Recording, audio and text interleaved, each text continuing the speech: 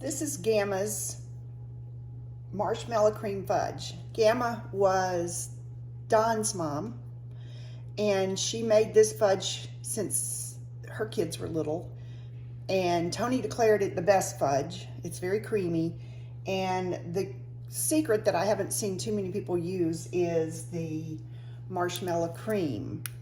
So I'll go over the ingredients and we'll make it together. This is probably the easiest candy. Knock on wood, I've had good success with it even on cloudy days. So Gama's recipe, I've written it in, this was a little book I got when I got married, a little recipe book. And so over the years I've made notes and learned some things along the way. So this is a compilation of all of that. So you start off by preparing your pan. It calls for an 8-inch square pan. That's going to give you fudge that's probably almost an inch thick.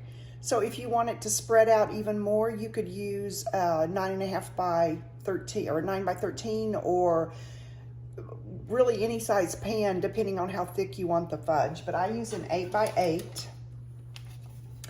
And this trick I've learned since Gama's day. Gama says to grease a 8-inch square pan, lightly grease an 8-inch square pan.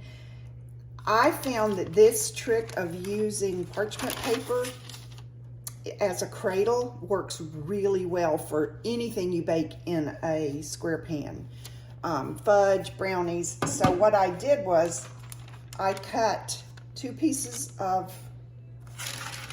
parchment paper, and I lay one, say front back, and I lay the other side to side so that I have a cradle, and when it's time to pull the fudge out, I just lift like this and it all comes out in one chunk. I can put it on the cutting board and cut it out of the pan. Saves your pan. Your pan gets almost not dirty at all, just a little bit, sometimes leaks in the corners. Then I lightly grease the parchment paper, and I'm not even sure that you have to do this with parchment paper, but I did anyway.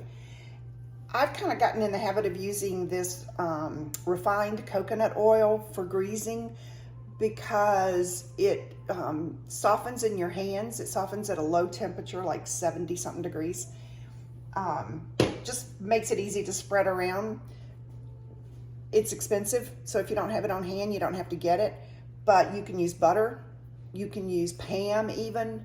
If you have Crisco, that's what I like about this, is because it mimics the texture of Crisco. So whatever you usually use to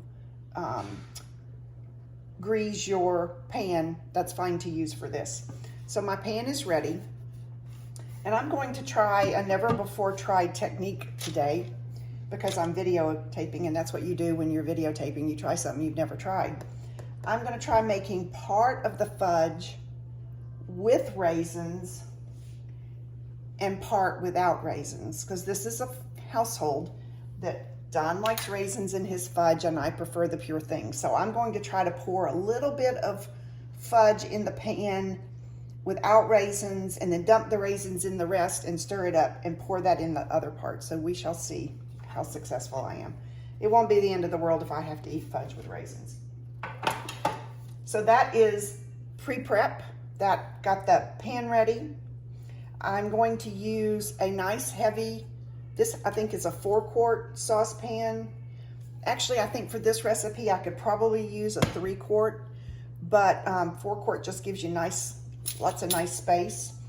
With candy making, you don't want it to be too small because you need that heat source to boil the water off out of the sugar, but you don't want it to be too big, too wide, because then it'll boil off very quickly and you'll lose control. So these Cuisinart pans I have, they have a nice diameter across the bottom, and they're nice and heavy. Now I'm cooking on an induction stove, and induction is a very even, no hot spot kind of heat. If I were cooking on a gas stove or on an electric stove, I might use a flame tamer. What that does is it just barely raises your pan above the heat so that you don't have that heat directly hitting the pan. you can scorch the sugar. So to make a flame tamer, what I do is take a piece of aluminum foil and let me see if I have my old flame tamer. I do. This is from when we had a gas stove. Just take a piece of aluminum foil and kind of squish it up a little bit. And this would be my flame tamer, so I would lay it like this. Now it's going to get hot, but it's not going to melt or anything. But it just keeps the pan out of contact with that heat. This might be a trial and error thing. You might not have to have it, but it's just a little measure of insurance. So the recipe calls for 1.5 cups of sugar. I like to measure my sugar, dry ingredients with a scale. I like to weigh them because in the world of candy and baking, the more accurate you are, the better you increase your chances of success. So I have 300 grams of sugar.